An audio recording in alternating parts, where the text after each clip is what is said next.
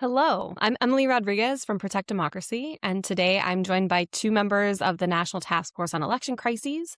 They're going to answer some common questions that voters might have about the federal authority in elections and the midterms this fall. More specifically, as some aspects of the election have recently been challenged with federal pressure, we're going to clarify where the existing legal lines between state and federal authority lie and answer some common concerns about where those lines have seemed to blur. So today I'm joined by Adav Noti, the executive director of the Campaign Legal Center, which is a nonpartisan legal organization advocating for every American's ability to meaningfully participate in the democratic process. And also Trey Grayson, who's a partner at the Florence, Kentucky office of FBT Gibbons and the former Secretary of State of Kentucky. So I'm just going to start with what we're all hearing, which is the president has said a few things recently that have raised some concerns in the public about federal versus state authority in elections. So, Trey, I'm going to start with you. Can you explain from your time in office as Secretary of State of Kentucky, what is the traditional role that DOJ has played or is supposed to play in our elections? Thanks, Emily.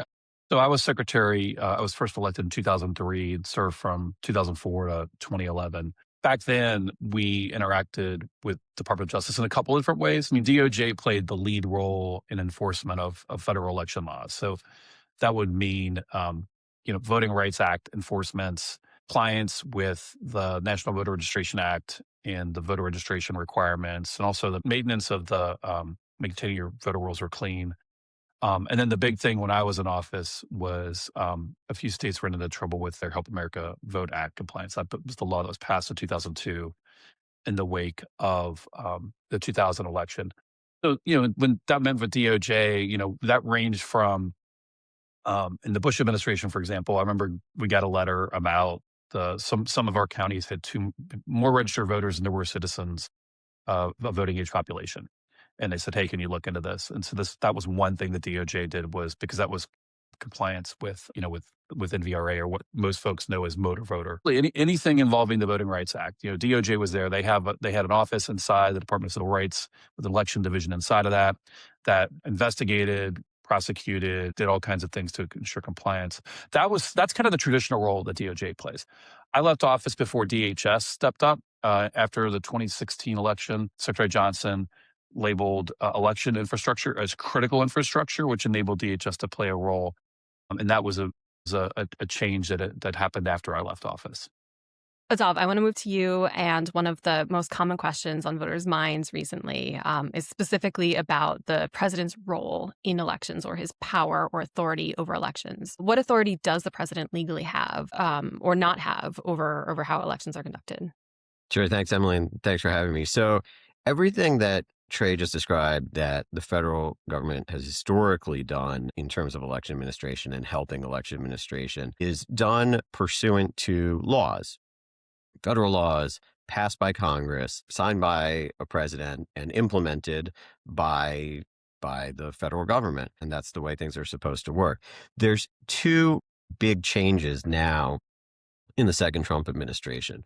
One is that the president is purporting to do things related to elections that are completely unilateral, not pursuant to any law passed by Congress, not pursuant to any authority granted by the Constitution, just literally because he says so. He's done this twice, in 2025 and 2026.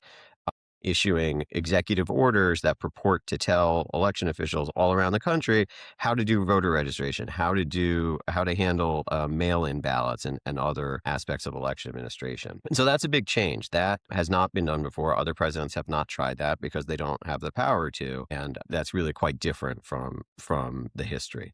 The other big change in the current administration is that all of those functions that Trey described as the federal government implementing properly, enforcement of civil rights, protection of cybersecurity, all the things that the law charges the federal government with doing in elections have really been severely undermined in the current administration. There are almost no attorneys left at the Department of Justice to enforce the civil rights provisions. There's almost nobody left in the Department of Homeland Security to do the cybersecurity work around protecting elections.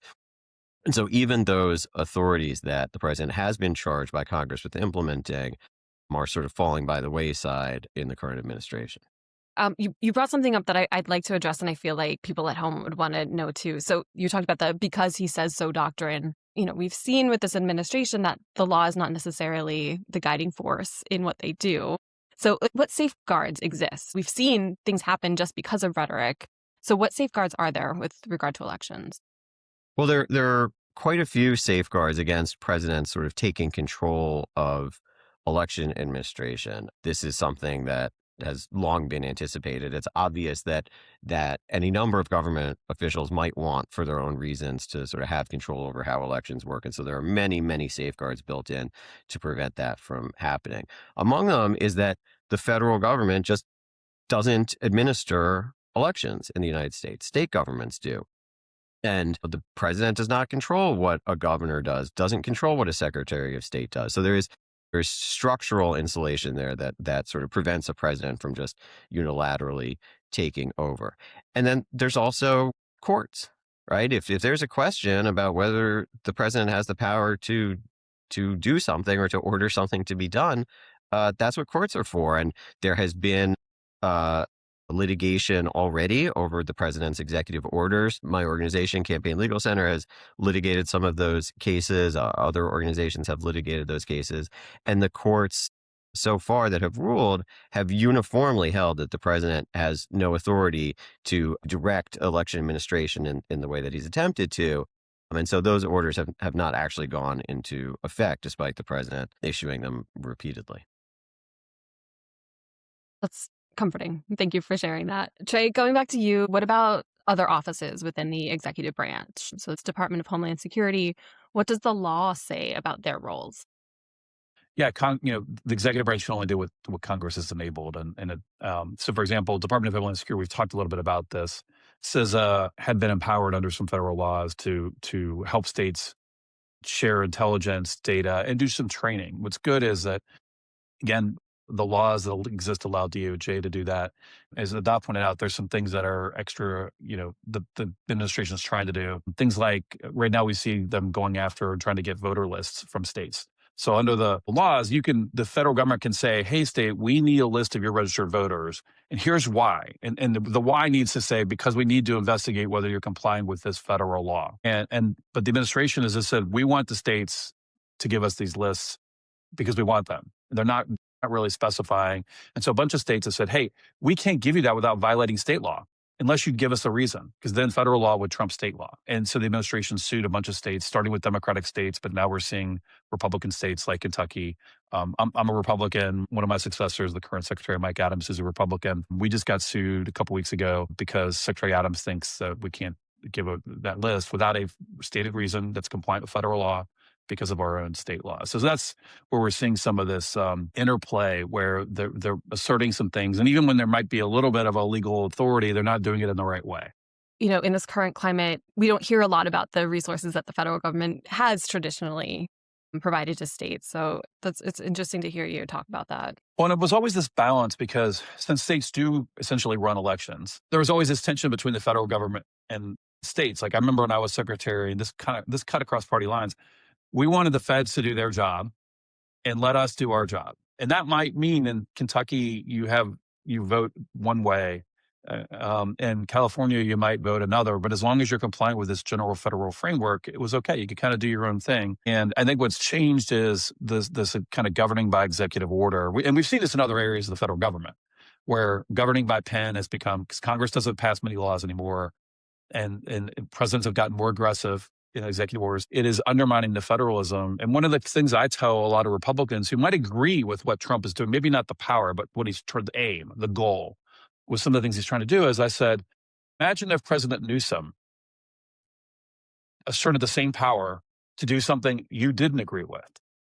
And that's when all of a sudden people are like, oh yeah, maybe I don't want Trump to do something, even though I might like his goal, because that creates if he were to win, like if Adav were to lose the lawsuits, and the president had these powers, then all of a sudden you created legal precedents that allow the federal government to have a much larger role, which is at odds with our nation's history of how we administer elections. Okay, and I do want to ask Adav about the lawsuits. Before I do that, though, Trey, you were talking a little bit about, the role of the federal government, the role of the state governments. Was there any gray area where there was any question at all about whose job it was to do something? Yeah, I mean, there's always some, and it's kind of where you see some of the litigation. So a little bit on voter registration. But we actually have a Supreme Court case right now that's pending about whether Mississippi can accept absentee ballots after Election Day or not. And that would add another thing of, where is the floor? Because the feds kind of put a floor in, and then the question becomes, where does that floor uh, you know, go into place? But there was controversy about that original classification of election equipment as critical infrastructure. I mean, remember that was, again, something the bipartisan secretary was like, whoa, wait a minute, what does that mean? Are you taking over our elections? You can't do that. And then that got fleshed out, and the federal government became a partner there. Voter registration guidelines, how mandatory are those? They are guidelines, they're not standards, but a lot of states treat them as standards. So there is, as with everything else, it can be a little bit tricky on the margins. But if you go up to 30,000 feet, states generally set rules. The federal government put in floors to make sure that you didn't discriminate. You made it sufficiently easy to register to vote, but also maintain your voter rolls. You help military and overseas voters have some special privileges because it's just harder to vote when you're a U.S. citizen living overseas or serving our country abroad. And so the federal government kind of put in these floors, and then the states were free to act above those floors. Is really, really helpful to visualize like that. Thank you so much. There have been a couple executive orders about the elections. There was one issued in March of 2025, another issued in March of 2026. Adav, I know that the Campaign Legal Center is litigating both of these executive orders. Can you tell us a little bit about your litigation and anything that the courts have said so far? Sure. So the president issued 2 executive orders, both of them purported to direct that various election officials take certain actions with regard to how voters get registered, how they stay on the rolls, how votes by mail are cast, how they're counted, how the post office deals with mail ballots. And none of these directives that the president issued have any basis in any law passed by Congress. They were just by presidential fiat. And so there is quite a bit of litigation over whether the president has the authority to issue rules like that. And the decisions that have been issued so far on that question, the courts have unanimously ruled that the president has no such power, that any presidential dictates about how voter registration is to be conducted at the state level are meaningless. They have no legal force or effect. That's the right answer. It's good that courts are reaffirming that. And it's good that courts are reaffirming that in advance of the election, so that if we get to a situation, which we may, where closer to Election Day, the president is continuing to issue orders or directives telling state officials to do or not do certain things, there will already be a pretty significant body of case law built up, making clear that those directives are not something that the election officials are required to follow. Election officials act pursuant to state law, generally, sometimes pursuant to federal law. But those are state laws passed by state legislatures and federal laws passed by the United States Congress. There is simply no role for the president acting unilaterally to dictate the actions of those election officials.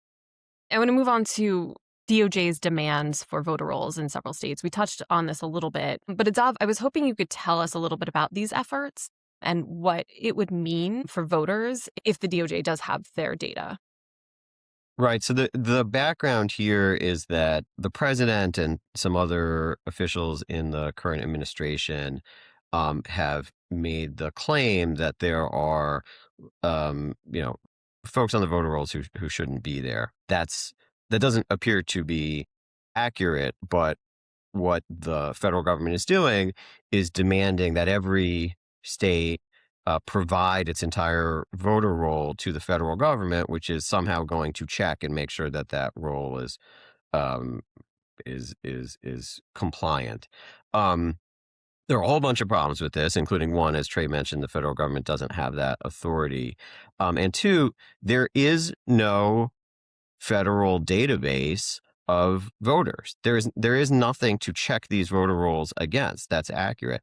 And so what the administration has done is to get voter rolls from about 20 states so far, and they run them through this sort of cobbled together database that was put together by the folks who ran DOGE at the beginning of this administration.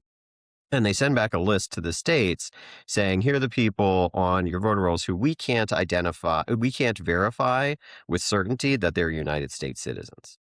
And there are many, many reasons why somebody might not be in a federal database as a United States citizen, including that there is no database of United States citizens. And so these lists that are coming back from the federal government have error rates of somewhere between 60 and 90%. So there's also a lot of litigation about this. Trey mentioned that there's been some pushback from states who were refusing to provide this information because it would violate state law. The federal government has sued all 30 of those states, and all of that litigation is in various stages. I believe 5 of those 30 suits have been decided so far, and the federal government has lost all 5 of them. They have not yet won a single one. For voters, though, I think the key thing is this. If you are removed from the voter rolls because of this reason or any other reason, you need to be notified of that, and you will have an opportunity to re-register. And so it's really important that everybody keep an eye on communications from their voter registration agency and make sure that they don't get anything that requires some sort of action. And then to go on almost every state, you can go online and check your voter registration status. And, sometime over the summer, every voter should do that and just make sure everything's all right. And do it in enough time in advance of the election that if there's some issue, there's still enough time to fix it. So you're saying we should check our mail? We should check our snail mail, and also hop on the state's voter registration website and just make sure your registration looks good. Great. Thank you. One more DOJ question, and then I'll invite you both to leave some closing thoughts for voters. But Trey, one of the things that we heard about during the last election was DOJ monitors being sent to a couple jurisdictions. I think it was New Jersey and California. I know that the DOJ has historically sent monitors to observe elections. Can you talk a little bit about how that works, and how can voters distinguish between routine oversight and interference? Yeah, this is, again, we've been talking a lot about what does the federal government have the power to do and what does it not have to do. And earlier we've talked about some of the legitimate powers that DOJ has to investigate, to monitor, to prosecute violations of federal election law. So DOJ does have the ability to send election monitors. Traditionally, this is done in a way that, so one, you get plenty of notice. Generally speaking, the local jurisdiction or the state would be told, we are sending monitors, and this is the reason why we're sending them. So you would get notice well in advance, and there would be kind of a partnership to work through to make sure that everybody needed to know. If somebody was going to go to a precinct to observe some voting, that the precinct officers knew that was coming. So this was kind of done, I don't want to say, choreograph's not the right word, but coordinated, I think is the best way to describe it. It wasn't necessarily friendly. I mean, whenever the feds are in town, it's like, you always had that hesitation, but there was a coordination. The second thing is it was generally done in a couple of different ways. One, if there was some evidence or something that caused them to think, hey, we need to go to this jurisdiction, that was a reason to go. Again, this is consistent with some of our earlier conversation about it. The feds have the power to do certain things when they have the evidence and they cite that evidence, but they're not done generally, traditionally were not done for kind of political reasons. The third thing is these monitors, and that's a key word, is monitor. They're not supposed to be proactive. They're not supposed to intimidate voters. They're not supposed to be influencing anything. They're just supposed to be there to observe how federal law is being followed or not followed. And in some states, political parties or campaigns can sign up folks to monitor or provide some oversight. And then I mentioned earlier that in a lot of cases, some of the things are just open to the public, and so that anybody can just show up. But there are, again, state laws and federal laws that guide this. Okay, thank you. All right, time for parting thoughts. I'll ask you both to share one thing that you'd like voters to take away or to remember as we go into the midterms. Adav, we'll start with you. Sure. Well, I mean, I think we've talked a bunch today about how elections work, and it's great for folks to get educated on that. It's really helpful, and it helps you assess sort of some of the rhetoric around elections. But the key thing for the vast, vast majority of voters is that the overwhelming 9 and throw some more nines on the end of that percent of voters are going to be able to cast a ballot just the way they always have, and without any concern about whether they're going to encounter obstacles or whether the vote's going to be counted. It's going to be fine, and there are many safeguards in place to ensure that. And if there are any issues, they're going to be dealt with by election administrators, folks who keep close eye on election and make sure everything's going properly. And so getting educated is great, understanding the process is great, but it's also fine to just cast a ballot. Make a plan to vote and vote.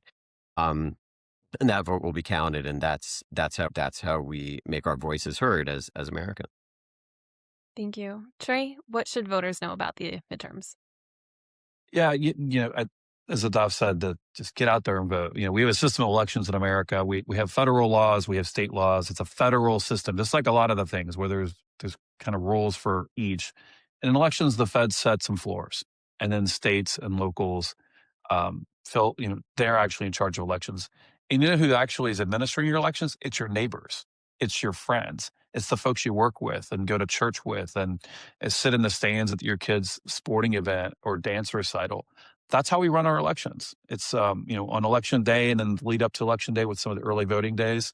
It's just your friends and neighbors. Sometimes they get paid a little bit of money, but it's a lot of volunteers rolling up their sleeves and saying, this is something that's pretty important. We've got a primary in Kentucky in a couple of weeks, and I'm going to be there on the Saturday of early voting. I'm a poll worker. I'm going to check in voters.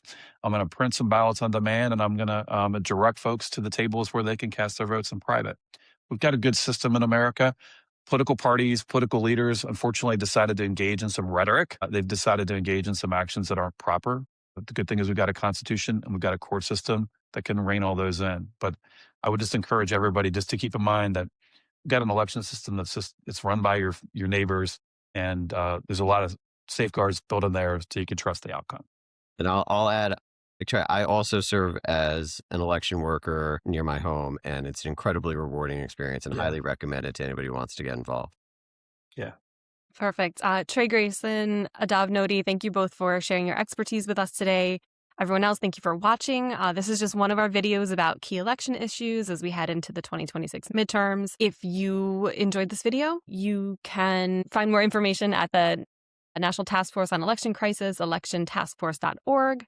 Thank you all, and make sure you're registered to vote and make your voice heard in November and in primaries. Thank you all.